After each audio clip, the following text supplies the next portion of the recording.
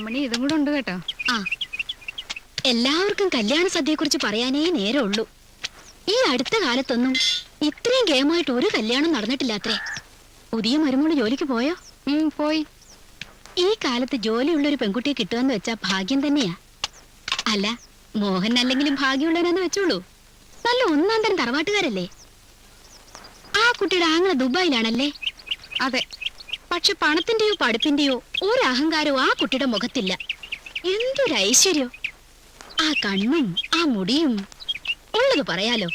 ഇത്ര അഴകുള്ളൊരു പെൺകുട്ടി ഈ ചുറ്റുവട്ടത്ത് എങ്ങുമില്ല. എല്ലാരും അത് തന്നെയാ പറയുന്നത്. എല്ലാവരും യോഗ അമ്മണി. ഞാൻ അത്ര കണക്കാക്കിട്ടുള്ളൂ.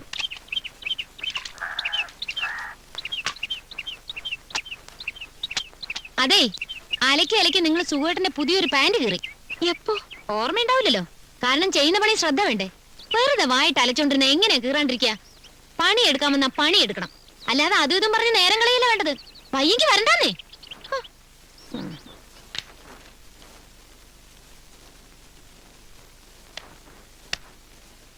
ഒരാൾ കാണാമെന്നുണ്ട്, പുറത്ത് വെയിറ്റ് ചെയ്യാം.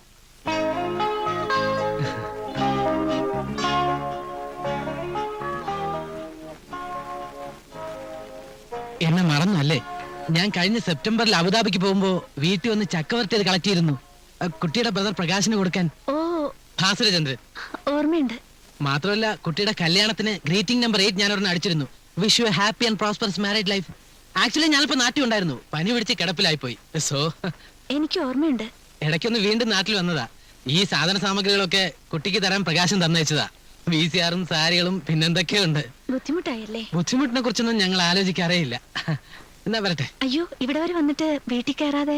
അത് മാത്രം പറയരുത് പ്ലീസ്. ആഗ്രഹമില്ലാഞ്ഞിട്ടല്ല. ഇതുപോലുള്ള ഒരുപാട് സാധനങ്ങൾ പലർക്കും കൊടുക്കാനുണ്ട്. കാസർഗോഡ് മുതൽ കന്യാകുമാരി വരെ നിർത്താതെ ഓടിയാലേ ഇതൊക്കെ കൊടുത്തു തീർക്കാൻ പറ്റും.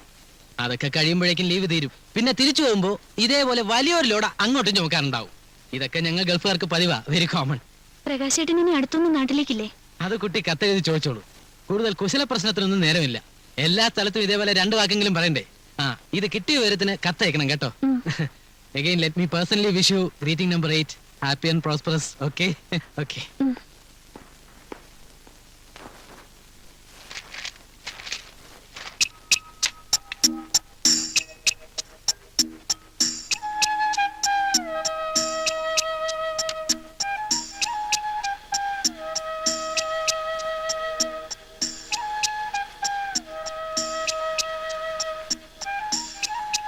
കണക്ഷൻ ശരിയാണോ?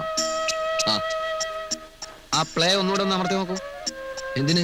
വല്ല ലൂസ് കോണ്ടാക്ട് ഉണ്ടോന്ന് അറിയില്ലല്ലോ. ഇനി അണിഞ്ഞൊരുങ്ങി തിയേറ്ററിൽ പോണ്ടല്ലോ അല്ലേ ചേച്ചി? പിന്നെ ഇവിടെ ഒന്നും തിയേറ്ററിൽ പോയിക്കൊണ്ടിരിക്കല്ലേ? ഇതിവിടെ ഉണ്ടെന്ന് വെച്ചാൽ എപ്പോഴെപ്പോഴും സിനിമ കാണാനൊന്നും ഞാൻ സമ്മതിക്കില്ല. ഇത്തവണ നീ ഇംഗ്ലീഷ് തോറ്റ കാൽ കാശിന് ഗതിയില്ലാത്ത വല്ലവന്റെയും കൂടെ കെട്ടിച്ചു വിടും. അങ്ങനെ ഒരു ഉറപ്പ് അവൾക്ക് കൊടുക്കണ്ട. കെട്ടിക്കുന്ന കാര്യം പറഞ്ഞാൽ മനഃപൂർവ്വം പരീക്ഷ തോറ്റുകളെ. അമ്മയുടെ ബോറടി മാറി കിട്ടും. അല്ല, അമ്മ ടോണിക്ക് കഴിക്കാറില്ലേ? ആ കുപ്പി അങ്ങനെ തന്നെ ഇരിപ്പുണ്ടല്ലോ. ടോണിക്ക് ഈ പ്രായത്തിൽ ടോണിക്ക് കുടിച്ച് തടി നന്നാക്കാൻ പോവല്ലേ? തടി നന്നാക്കാനല്ലമ്മേ, അത് രക്തശുദ്ധിക്കുള്ളതാ. ഇപ്പൊ ഉള്ള ശുദ്ധി മതി. നിങ്ങളുടെയൊക്കെ രക്തം ശുദ്ധമായിട്ടിരുന്നാ മതി എനിക്ക്. എന്റെ മോഹന, ഇതുവരെ ശരിയായില്ലേ? ലൂസ് കോണ്ടാക്ട് ആയിരിക്കും. അല്ല സുഖേട്ടാ. അല്ലേ? എന്നെ പഠിപ്പിക്കാ? എടാ, ഞാൻ പോളിടെക്നിക്ക് പഠിച്ചോനാ. ആ ടെക്നിക്ക് അല്ല, ഈ ടെക്നിക്ക്.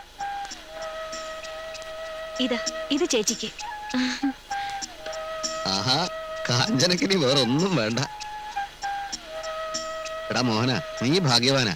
എനിക്ക് നിന്നെ പോലെ ഒരു അളിയനില്ലാതെ പോയി. ഉണ്ടായിരുന്നെങ്കിൽ എന്തെല്ലാം സമ്മാനങ്ങൾ ഇതുപോലെ എനിക്കും കിട്ടുമായിരുന്നു. അത് ചേട്ടൻ കെട്ടുമ്പോ ആലോചിക്കേണ്ടല്ലേ? അതെ. നീ അങ്ങോട്ട് മാറട്ടെ. ലൂസ് കോണ്ടാക്ടിന്റെ ആയിരിക്കും. ഞാൻ ഒന്നുകൂടി നോക്കട്ടെ. ഞാൻ നോക്കാന്നേ. എനിക്ക് ടെക്നിക്കൽ മൈൻഡ് ഒന്നുമില്ല തീരെ. ശരിയായി. ഓട്ടോ ട്യൂണിങ്ങിന്റെ സ്വിച്ച് ഇട്ടിരുന്നില്ല. വാ, പടോടാൻ പോവാ. എന്റെ അച്ഛനും അമ്മയ്ക്ക് ഞങ്ങൾ 3 പെമ്മക്കളാന്ന് അറിഞ്ഞോണ്ടല്ലേ സുഖമായിട്ട് എന്നെ കല്യാണം കഴിച്ചത്.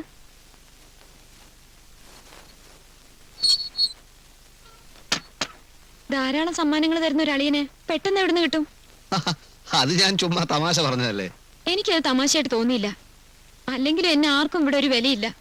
എനിക്ക് പഠിപ്പില്ലല്ലോ, ഉദ്യോഗമില്ലല്ലോ. നീ പടം കാണാൻ വരുന്നില്ലേ? എനിക്ക് പടമൊന്നും കാണണ്ട. പണിയെടുത്ത് മനുഷ്യന്റെ നടു ഒടിഞ്ഞു. മോഹന്റെ കല്യാണത്തിന് മുമ്പേ ഞാൻ പറഞ്ഞതാ എവിടെയെങ്കിലും ഒരു വീട് വാടകയ്ക്കെടുത്ത് മാറണമെന്ന്.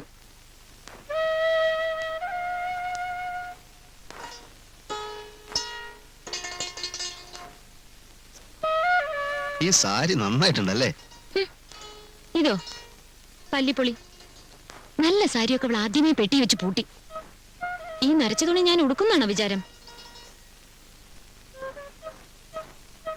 എന്റെ മോളെ 4 അക്ഷരം പഠിപ്പിക്കാൻ കഴിയുന്നില്ല. അവക്ക് നേരം വേണം വല്ലതും കൊടുക്കാൻ പറ്റുന്നില്ല. സുഖേട്ടന്റെ അമ്മയും അനിയനൊക്കെ ആണല്ലോ വലുത്. ആയിക്കോ, ഒരു ഉപകാരം ചെയ്തു തരുമോ? എനിക്ക് എന്റെ മോക്കും സ്വൈരമായിട്ട് കഴിയാൻ ഒരു വീട് വാടകയ്ക്ക് എടുത്തു തരുമോ? വാടക വീടെന്തിനാ? അങ്ങനെയാണെങ്കിൽ നിനക്ക് നോക്കും നിന്റെ വീട്ടിൽ പോയി താമസിച്ചൂടെ? അങ്ങനെ എന്റെ വീട്ടിൽ പോയി താമസിക്കാനല്ലല്ലോ എന്റെ അച്ഛൻ നിങ്ങളുടെ കൂടെ എന്നെ ഇറക്കി വിട്ടത്. ഞാനിപ്പോ എന്ത് ചെയ്യണമെന്നാ? ഇവിടുത്തെ വീട്ടുജോലികൾ ചെയ്ത് ഒടുങ്ങാനായിരിക്കും എന്റെ വിധി.